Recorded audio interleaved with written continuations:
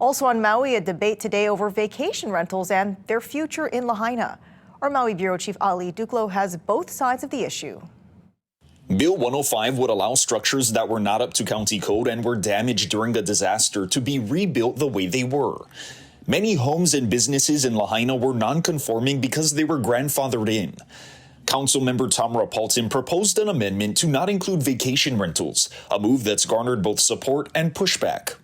We need to focus on long-term housing solutions such as owner-occupied and repopulating our local community, not short-term vacation rentals that drive up housing costs and contribute to the displacement of local families. We need to prioritize the local people so that they have a place to live and not impact the residential areas with all the short-term rentals and all the bad things associated with that.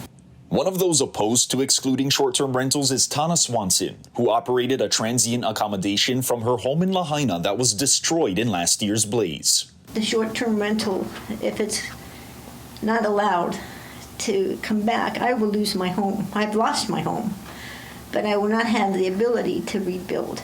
Swanson fears she would not be able to rebuild if the amendment goes through because she would need the income from the rental, especially because she is still paying her mortgage for the leveled house and is still recovering from having to close down the business during COVID.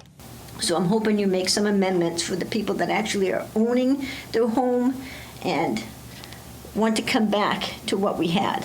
Meanwhile, some opposed the bill altogether, citing safety and environmental concerns over rebuilding structures that would not comply with current standards.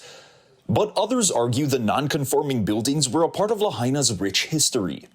A lot of what Lahaina is non-conforming. That's just part of its charm, part of its, and that's also true for the other small towns like Makawao and Paia. The Maui County Council's Housing and Land Use Committee discussed the measure on Wednesday and decided to defer it to a later meeting.